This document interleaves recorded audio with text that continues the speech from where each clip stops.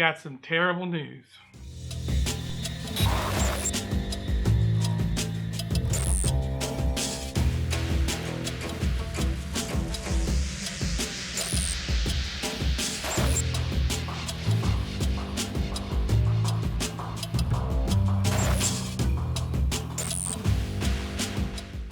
Hello tarantula lovers, I'm Alex and you're watching Tarantula Haven. Yes, I've got some terrible news. Remember those Damon diadema that I bought at the reptile show a couple of weekends ago? Well, I was so happy and so excited to get them. I had done some research, I even asked around, and I asked if they could be kept communally. Well, I found out the hard way that you cannot. No, I hadn't even had them 2 days. And I went in to check on them. In fact, it was right after I had uploaded the video on them. And I looked at them and I found the corpse of one of them, the smaller one, lying on the bottom of the enclosure. And the one that was a little bit larger had eaten the other one. It preyed on it and ate all the soft bits and left the legs and the claws. And that was all that was left of that poor little tailless whip scorpion. So I was really disappointed. I still have one left, of course, the one that ate the other. And I did even more research. And ironically, a video popped up on my feed from the research that I had been doing. And it was from a guy, and I'll post a link over here for you, that he's not even a reptile or arachnid person. He is an aquarist. He posts stuff about aquariums and stuff, but he had a very thorough video on how to keep Damon diadema. And I watched that video and I learned quite a bit from it, which is why I have this right here. So I'm not going to go into a whole how to keep tailless whip scorpion videos because he's already done that and there's no sense in me reinventing the wheel. Maybe if I get a little bit more experience on them and I find out a whole lot more about them, then I will do my own care video. But for right now, I just want to pass on a little bit of information. If you remember, I had put them in a mini tall Exoterra vivarium. And I thought that they would be good there. But from what I understand, they require a lot more humidity than what I thought they did. And so what I learned is that if you keep them in a tall, thin enclosure, it's actually pretty good. It's good enough for them.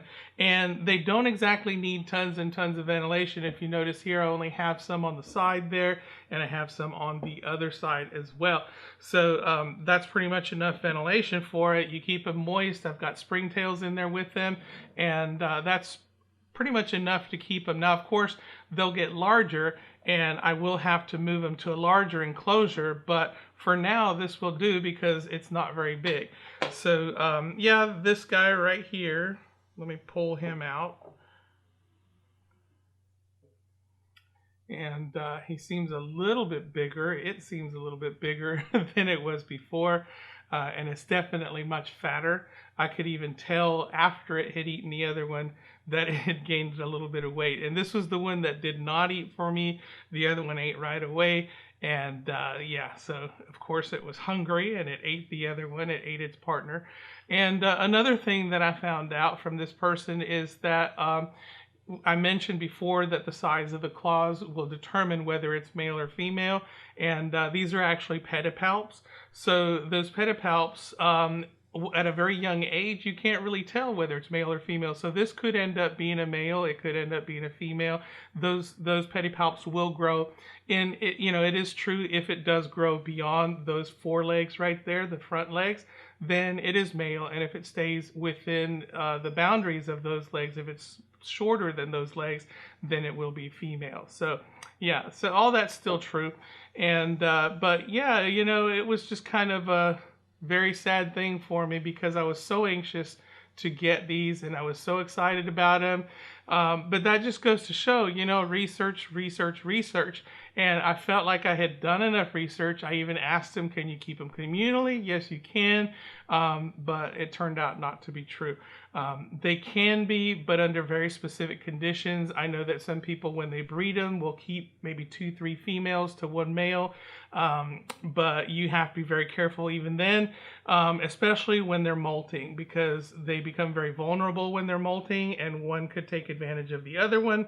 And being, vulnerable like that, so they could prey on each other that way. So, yeah, you live and you learn. It was a very expensive and hard lesson to learn, but, I just got to go on with it and be happy that I at least have one. If I find more, I'll get more, but right now I'll be happy with my remaining tailless whip scorpion. So enough with the bad news, let's move on to the good news. For those of you that have been following me for a little while, you may remember Finn and Sunny, my daughter's green cheek conures. And we bought them not with the intention of ever wanting to breed them or anything like that. They were just pets. But it turns out that they're male and female. And in the spring, we noticed that they started breeding. And they started breeding quite often. And it was pretty embarrassing to watch them always going at it. Every time we turned around, they were like rabbits. So I figured, okay, they're breeding. So I made a nest box and attached it to their cage. And of course, they laid eggs. Right before we went to California on our summer vacation, Sunny had laid an egg. And during the entire time that we were there, and when we came back, she continued to lay eggs. In fact, she laid 7 of them. Good news for my daughter. She's happy about that. Not necessarily good news for me, because 7 eggs may mean 7 mouths to feed. And if we want to keep them tame and make sure that they're very socially acceptable and make good pets, we're going to have to hand feed. And hand feeding is a chore. When you hand feed baby birds, you have to feed them just about every 2 hours when you first pull them. And then, of course, the time gets longer and longer in between feedings as they get older until you finally wean them off. But it does take a little while, and it is a chore to feed them. So if all 7 hatch, there may be 7 babies to feed. But right now we only have 2. Hopefully the rest will hatch. And we plan on selling most of them off, but I think my daughter has plans on keeping at least 1. I hope not many more than that. So anyway, that's some great news. We got baby conures, and I'll post more about that later on. And now I have some even more good news. Remember Meg Mucklebones? Meg Mucklebones is my Psalmopoeus cambrdgei that I recently bred. And she made an egg sac. And in fact, she made an egg sac not too long after my P. regalis had made her egg sac. Unfortunately, when I came back from California, I found out that the P. regalis had eaten her egg sac. The opposite was true of Meg Mucklebones. She is an excellent mother, and in fact, the entire time that she had her egg sac, she didn't let go of it, not once. She kept it all tucked in under her legs and in front of her chelicerae, and she just held on to them and pretty much protected them the whole time. Well, here's a little story. Yesterday, last night, I was sitting next to my computer, and I've been thinking about pulling the egg sac all this time. Most people will pull them at about 30 days, open them up, they'll have eggs with legs, and then they incubate them until they develop into actual tarantulas with the first instar, second instar, and a lot of people usually won't sell them off until they're about second instar, which is when they start feeding on their own. And so that was always in the back of my mind. I need to pull these things. Or this egg sac. And, I was wanting to make a video of it and the opening of the egg sac and, the whole deal. But like I was saying, last night I was sitting next to my computer, and I happened to look over because she sits next to my computer, and she moved. She was no longer holding her egg sac, but she was on the side of the enclosure over here. And immediately, I start panicking. I start thinking bad thoughts because of my P. regalis. So I'm like, oh, she's not holding her egg sac. What's going on? And I'm looking and I'm trying to see what's going on. And, she was fine. She was just sitting there. and the egg sac was sitting on the bottom on the substrate. But then later on, she went back over there and picked it up. My wife and I would watched a movie, and I was getting ready to go to bed, so I decided to check on her one more time. When I checked on her, I noticed that she was holding her egg sac again, but it looked like she was pinching it with her fangs, and they were kind of moving around. So panic mode set in. I'm thinking, oh my gosh, she's eating her egg sac. And then I'm thinking, well, she's been such a good mother all this time. Everything's been fine with her. There would be no reason for her to eat her egg sac. So I started looking a little bit closer, and then I find that there were baby tarantulas all over the place. So what she was doing was actually releasing them from the egg sac, and the baby tarantulas were going all over the place and surrounding her. So I was over the moon excited. I'm just completely ecstatic about it. And the only view that I've actually had of them is through the side of the enclosure right here. So I'm going to go ahead and pull this back a little bit and see if we can take a look at those babies and see what's going on in there. From what I can see here, I imagine there's probably well about 100 little babies that I'm looking at here. I know it's difficult to see, but every single one of those little round brown things are tarantulas.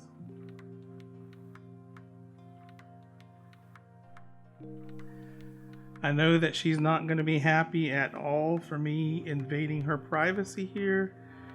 I've gotten a nice fat roach to offer her if she's feeling hungry, because this has been 48 days since she's made her egg sac.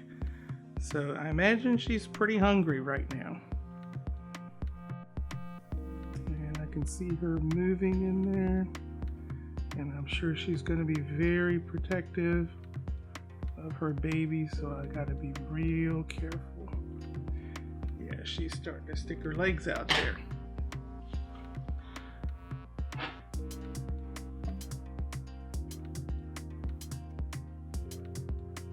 Yeah, she is not happy at all. And I don't blame her, of course. She's just doing what a good mama should. All right, so there she is. Yeah. So let's see if she's willing to take a nice fat roach.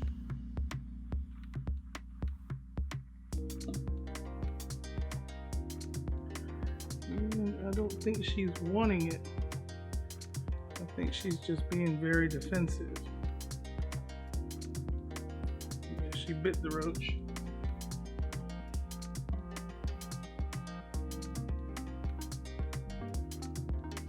All right.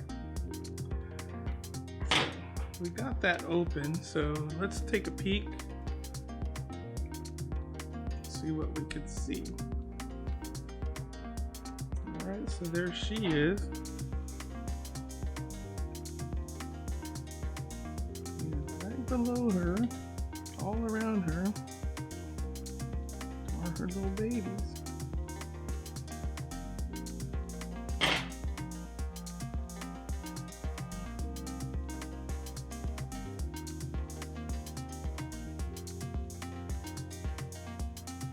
There they are.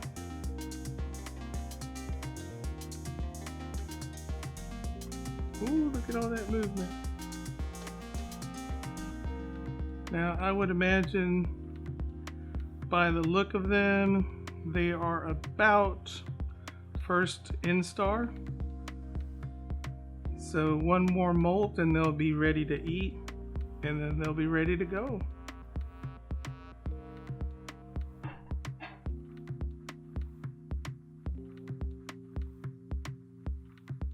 Just fascinating stuff.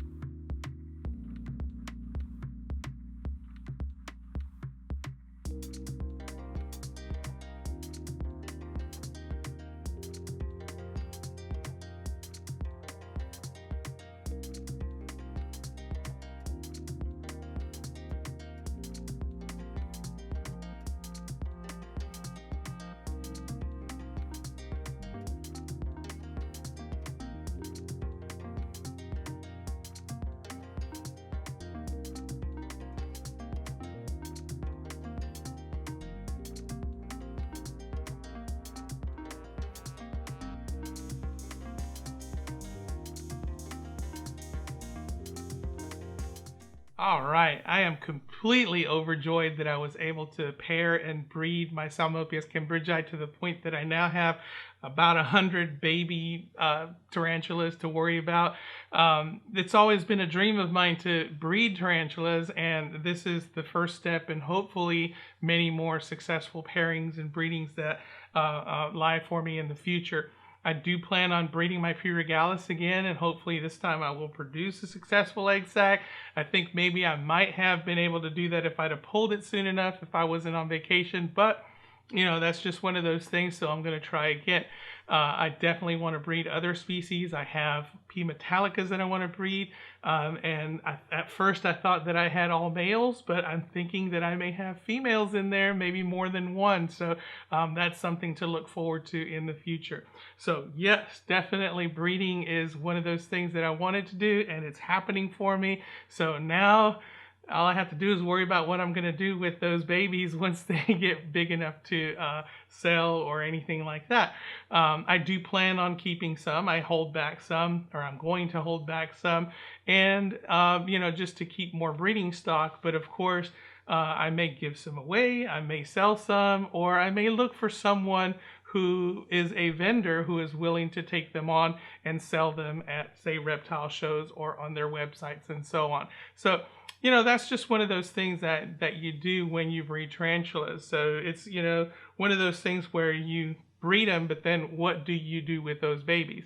And of course, I told you those different things that people do with them. Of course, I can't keep all, you know, the baby tarantulas because I would be overwhelmed with them. So I do have to find something to do with them. So that is it for me today. I hope you enjoyed it. If you did, please give me a like. If you want to see more, subscribe. If you want to support this channel, I have a Redbubble store where I sell Tarantula Haven merchandise. I'll post a link to that down below in the description. Any of the proceeds that come from the Tarantula Haven merchandise will go directly to help grow and support this channel. Until next time, keep loving them tarantulas.